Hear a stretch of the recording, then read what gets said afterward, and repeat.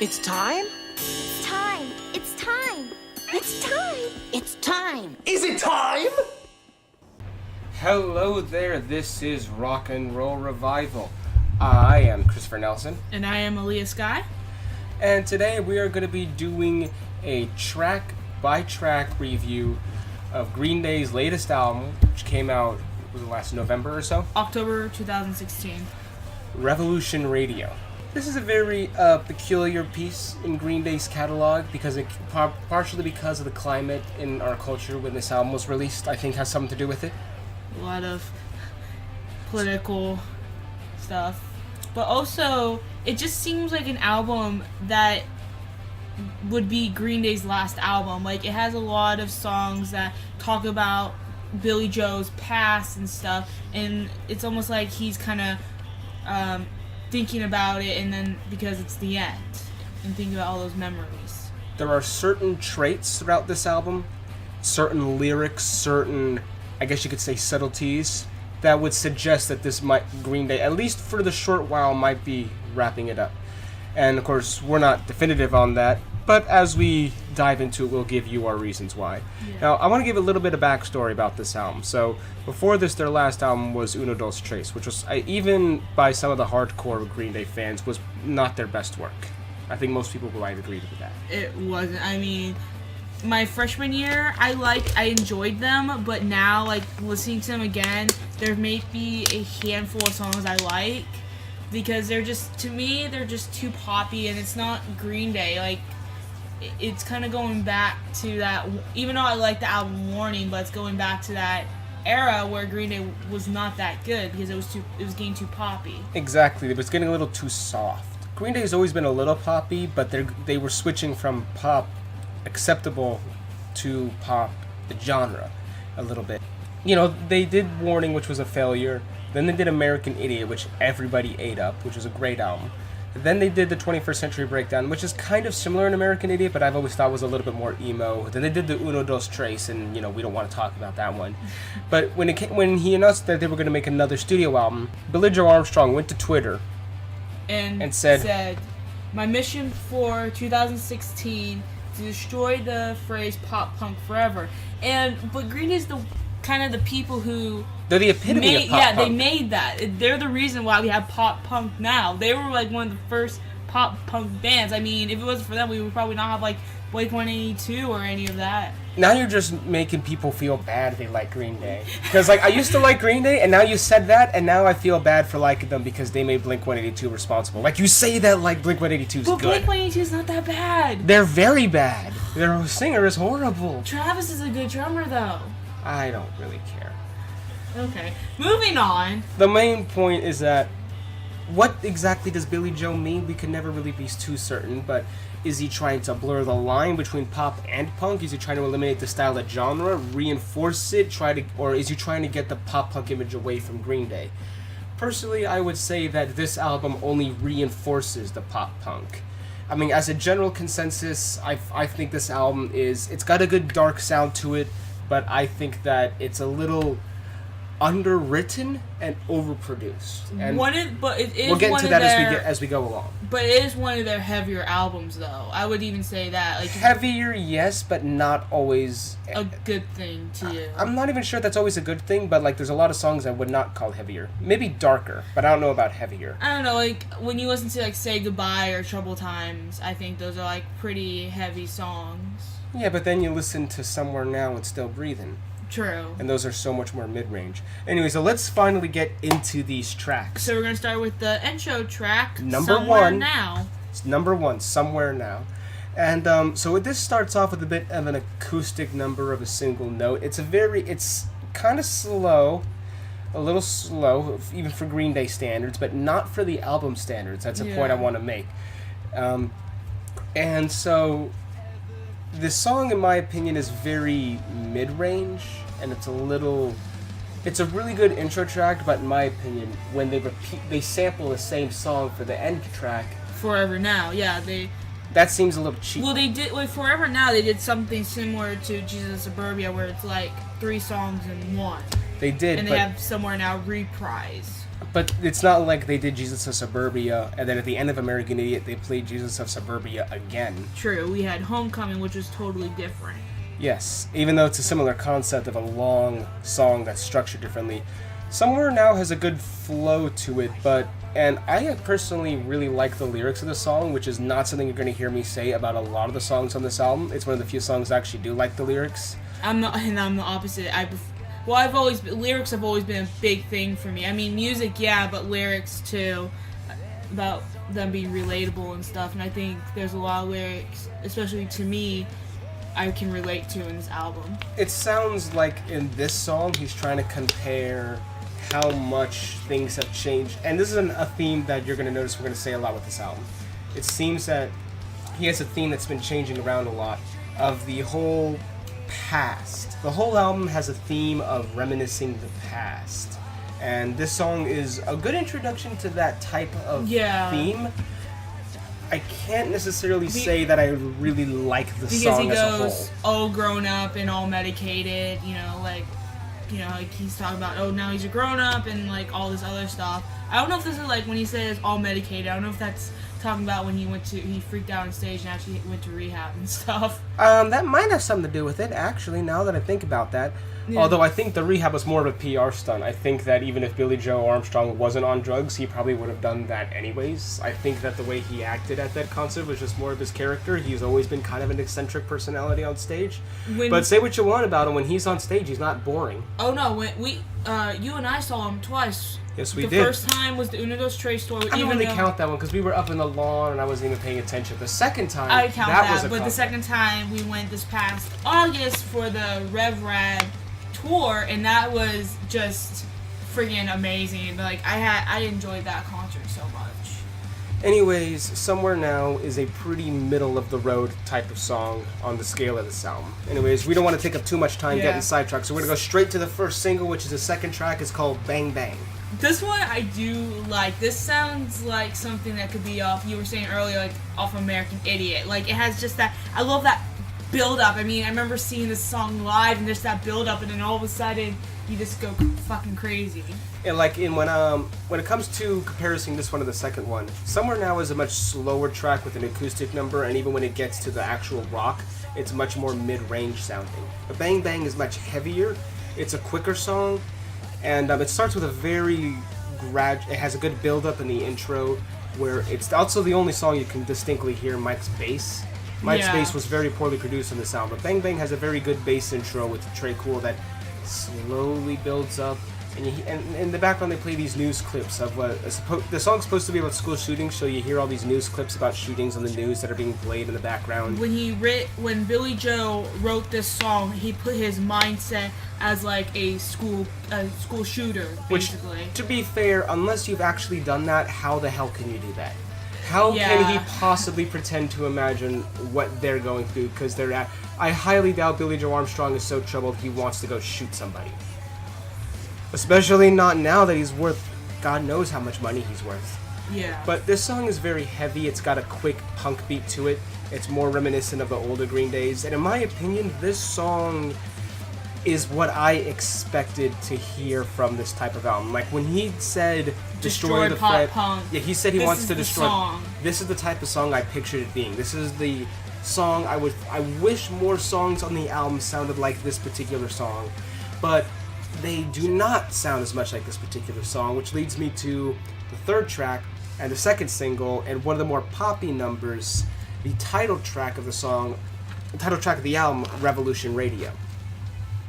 Yeah, I don't really have that much to say about this one. I mean, I would say it's probably one of my least favorites. I remember when you first heard it, Chris, you said it was your favorite, and I never understood that because there were only 3 singles that I knew at the time. Yeah, I mean, and I understand that. It's just like you didn't like the poppy stuff, and I don't. I always preferred a little bit. I didn't mind it as much, but for me to say I didn't like this song, but you did, I always thought that was kind of. Well, looking back at it, it's not a very good song in my opinion. It's a very short.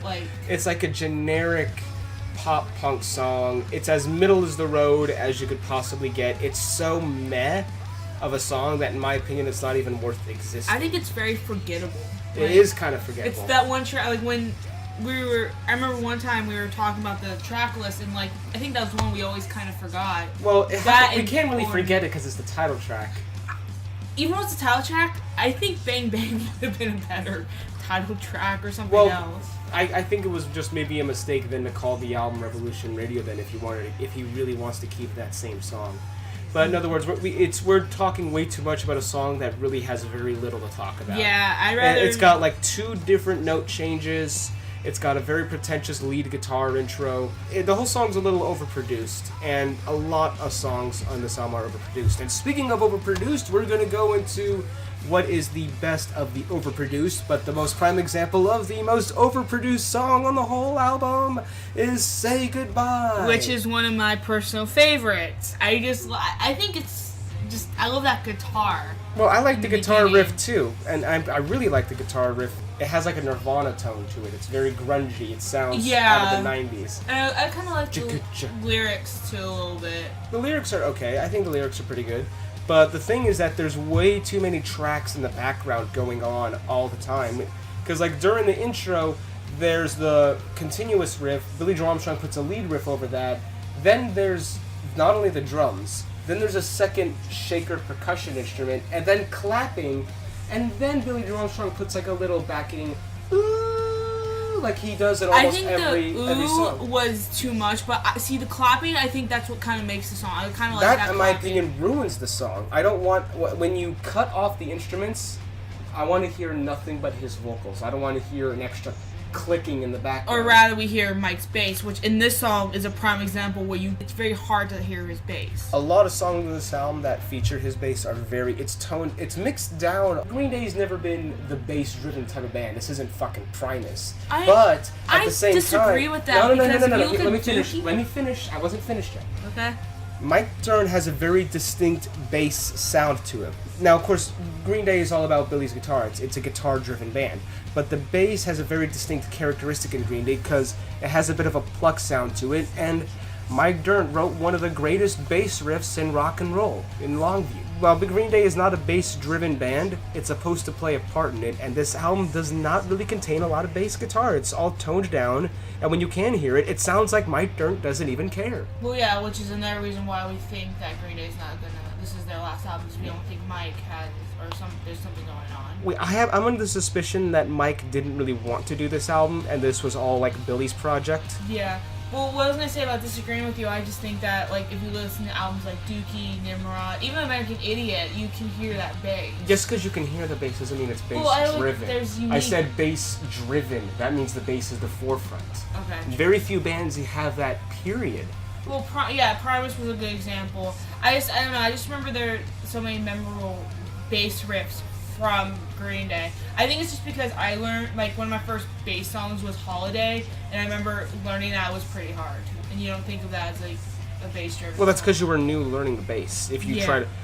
Oh, and so this song's got a really good groove to it, but there's, in my opinion, there's way too many extra noise tracks thrown into it, and it's overdone it. I wish they would have just stripped all those extra tracks.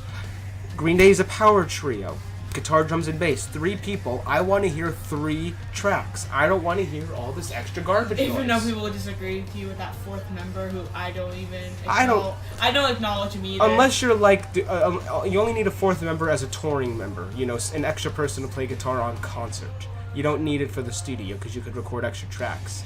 And going back to what you were saying about Mike Dirnt's lackluster bass, the epitome of the lackluster bass is number 5, Outlaws. Which I can't get into that album. There's no what's the melody? It's dun dun dun dun dun dun dun dun dun dun dun dun dun dun dun.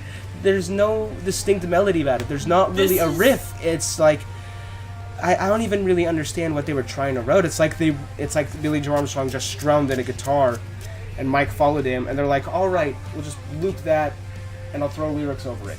Yeah, this is a prime example of Billie Joe talking about his youth, like going on the train tracks and stuff like that, and being outlaws and hooligans and, you know, doing stuff like when he was a lot younger.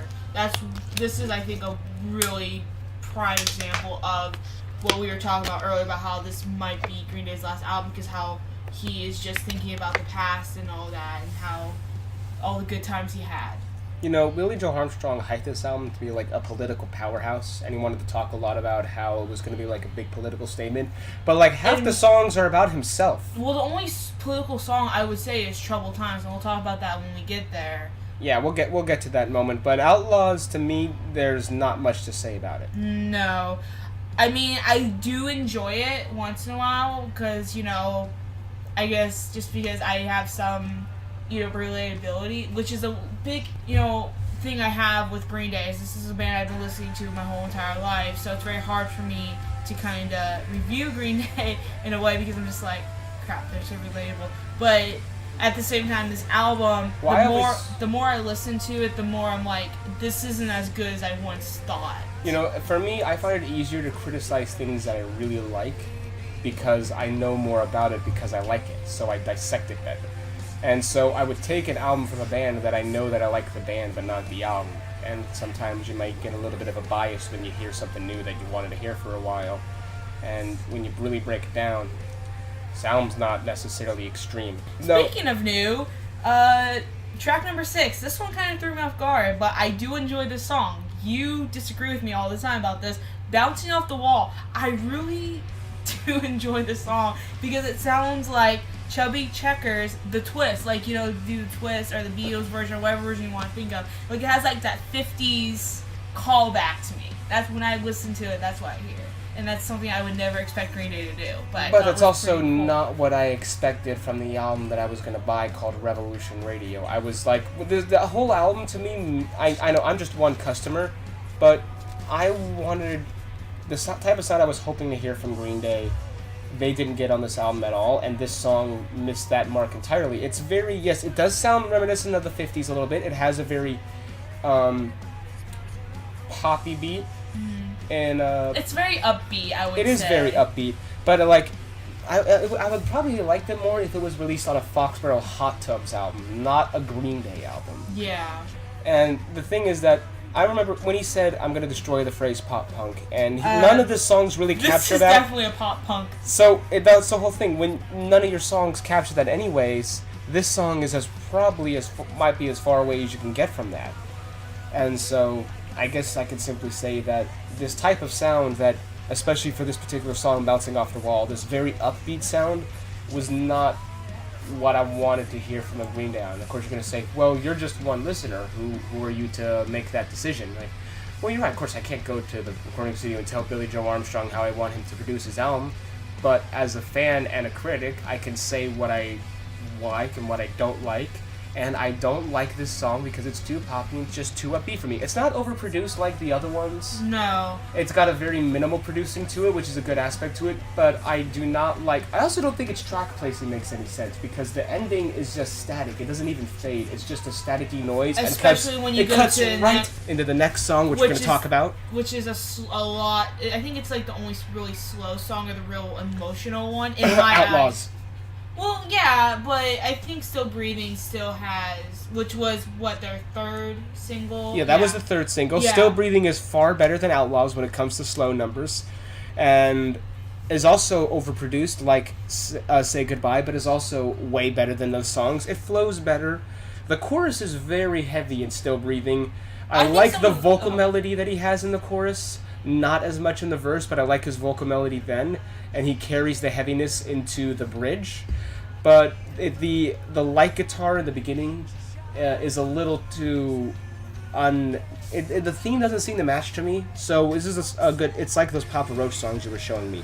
I really love the chorus. Oh, yeah. I don't really like the verse that much. And also, the song is another good example of overproduced. And the thing that in particular really rubs me the wrong way is that he does the bridge and then he goes into the breakdown where he's just his one notes. John, John, you couldn't go, John, John. And like, he should have just left that. But he didn't. He put this really whiny backing track that echoes in that song, and to me it's just like, are you just trying to piss people off? I mean, because it doesn't even really sound good, let alone appropriate for the bridge. It doesn't even really match the sound of the song, in my opinion, let alone actually be appropriate for this breakdown, because I was hoping they would just keep it really quiet and simple and have just the guitars just isolated in a little static tune for a while, and then you get that one beat of silence, and then you go right back into the chorus balls to the wall. But you lose that ambience when you put those whiny backing tracks into it. And see, I'm the complete opposite. This is actually, I would say, my number one favorite song off the album. I feel like there's nothing wrong with it. I think it's because, yes, this is technically a suicide anthem, and for personal reasons, that's somewhat why I enjoy it. And the lyrics, I think the lyrics really hit heavy for someone. Like the lyric, "Are you scared to death to live?" And you know, like, I think that's like a very important lyric, especially in that moment, like standing on the edge and stuff. Or like, "Were you a son raised without a father?" Which Billie was. He didn't have his father, and his father died when he was like around 13. This is another reference to him when he was younger, referencing to his father, and the very next lyric is, "I'm like a mother, it's better keeping it together," which is a good metaphor for how his mother was at the time. Yeah. And also, if this is another... Now, this wasn't suggested to me. This was suggested by someone else I know, who I'm not going to even give him the credit of mentioning his name on the radio, because he's a horrible person who steals crap. But this person listened to the song, and he told me that I think this is the song that says it's going to be Green Day's last album, because I think it's a metaphor that Green Day's about to die. And like this, at least is what Billie Joe's gonna say. And like it's like Green Day's about to die, but right now it's still breathing, as like a reference to like the, I don't know. He also said that maybe a reference to all the criticism that he got. And this dude's pretentious, just like Billie Joe Armstrong is. They're both pretty pretentious. If there's one person who would put this type of metaphor into the song and say that I named the song "Still Breathing" because the band's gonna be over soon because the act's gonna die, but for right now we're still breathing, Billie Joe Armstrong would write a song like that, and is a good sense of foreshadowing of what might come in the future if this is actually the case. If this is Green Day's last album. Which I kind of hope not, but at the same time, I love 21st Century Breakdown, but a lot of people did not like that. They think it was a carbon copy of American Idiot. A lot of people, like, Uno Dos Tres, even the hardcore fans, and now even Revolution Radio, there are still a lot of problems, like Mike not really being there anymore. Some of what the album themes are. There's not really, it's just kind of pointing in that direction. And like I said, as someone who's been listening to Green Day since I was, really little, it breaks my heart, but at the same time, kind of being a dead horse here. Like, what else can they do because they can never have an album bigger than Dookie. Not even bigger than American Idiot. There's no way you could have a bigger album than those. That's one of the weird paradoxes, because if Green Day actually was to call it quits after this album, in my opinion, it would be a pretty weak album to end on. But it's also like, I don't think they're going to make a better album, so you might as well cut your losses. Yeah. Maybe they should have ended at 21st Century Breakdown. I think that would have been... It would have been more grand of an album, which we're going to get into what we mean by grand in a little bit, but we're taking up too much time. I got to hurry up to get on to the next song, Youngblood. Or Youngblood... Just because of that one lyric. There's a part where he breaks down and he says, "Fuck you, I'm from Oakland." Okay. And when I hear that in the studio, it sounds pretentious. But when you hear it live, yeah, when you're at the awesome. When you're at the Oakland Coliseum, 40,000 other people, and he wants everyone to sing the lyric, it's more exciting than... It's fun to say, like... It's more fun. The song is a little bit poppy, but it's also a little bit heavier than the other ones. I think it's catchy. It is catchy, and it's not overproduced. This is another song that, for me, it's like right in the middle, because I don't like the poppy intro, but it's heavier than the other poppy numbers, and it doesn't have all those extra crappy backing tracks to it, which, like, oh, thank God, I'm like, I don't always think it's bad, but, like, he can't be putting ooh in the back of every song that he does. It's a little overdone. There's not too much to say about that one, and we're going to go straight to the next one. There's not too much to say about this one either. Too Dumb to Die.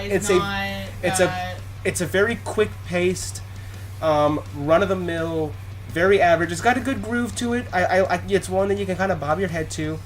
The lyrics, again, are throwbacks to when he was younger, and there's a lot of references to that. And again, the lyric, "Too Dumb to Die," maybe another sense of foreshadowing for this type for the eventual breakup of Green Day. But as a song itself, this one is just kind of middle of the road. You know, it's got a good groove to it. The intro's a little tedious. There's like a 45-second intro with silence. Well, it's not really silence, but it's like a slow build-up. But it's not as good as the Bang Bang one. And it just kind of... You cannot beat Bang Bang. Like, that you can't. build-up, that's like, just amazing. Like, the intro to Too Dumb to Die just delays the song by like 40 seconds. That's all it really does.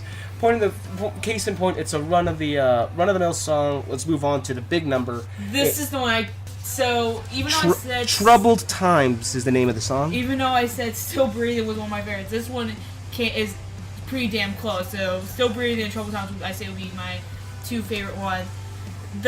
Even though you would disagree with me, the lyrics to this song, I feel like, are really, like, what's going on in the world right now. I feel the opposite, because I think the lyrics are very vague on purpose to try and portray that type of opinion, to make people think that they can because the type of lyrics that are in Troubled Times are lyrics that can be applied to any political climate that we have had probably since the Cold War. And most of the there's no specific commentary, and I want to bring up a little bit of comparison here. So some of the lyrics from American Idiot bring up specific points of agitation. Like the one that always sticks out in my mind is, maybe I'm the faggot of America because I'm not a part of the redneck agenda. Yeah, so it has a specific point it's going to make, and on top of that, it's not certainly anything the dead Kennedys would write, at least for Green Day standards, which by the way are very low standards for lyricism in my opinion, are very provocative from a political standpoint. And this was when George W. Bush was in office. Yeah, exactly. They're like the lyrics. He was pissed about that. They're lyrics that would be appropriate, that could piss somebody off, like an angry punk song would want to do. American Idiot captures the anger much better. It's also a very fast, aggressive song. I think it's very heavy. One of their more heavier songs out of all their discography. I think that's one of the heavier ones. But Troubled Times is also heavy, but Troubled Times is very slow. But it's a good type of slow. I like the chorus when he gets really into... I like this song musically. Musically, this might be one of my favorite songs on this album. But lyrically, I feel like he could have done much more. Because the lyrics to me, they feel so safe.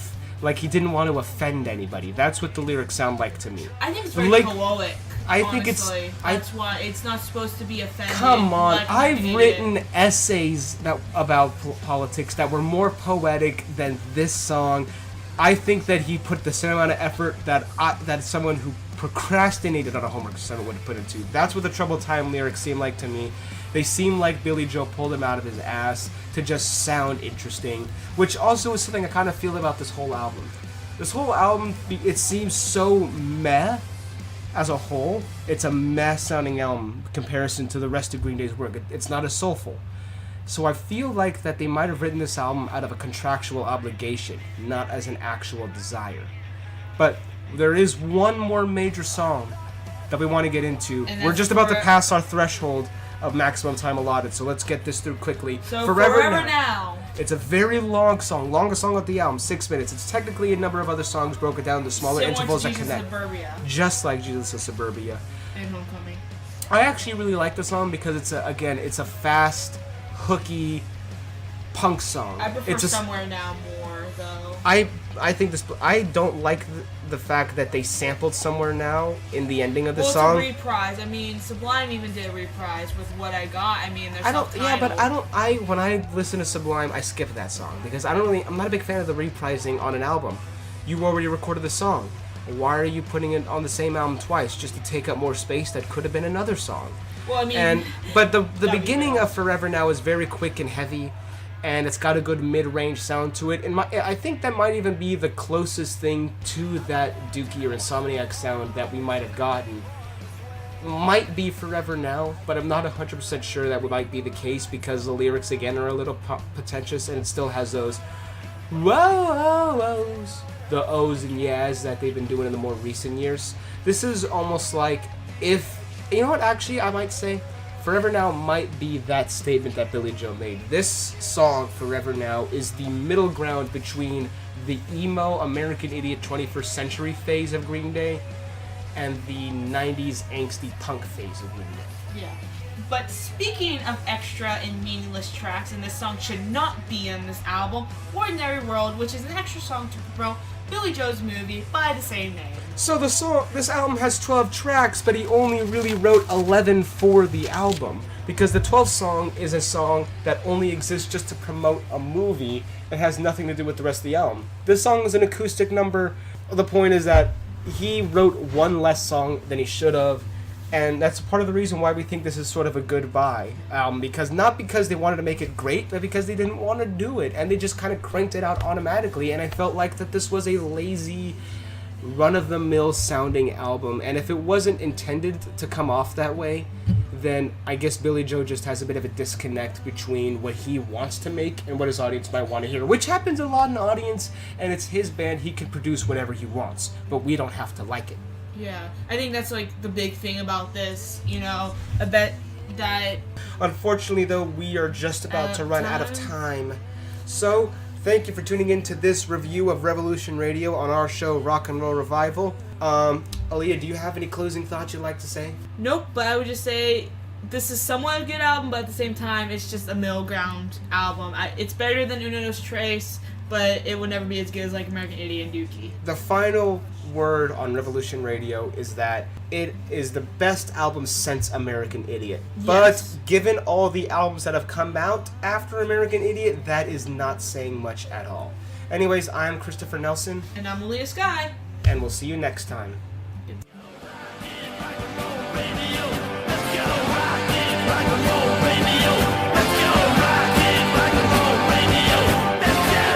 This is Rock and Roll Radio. Stay tuned for more rock and roll.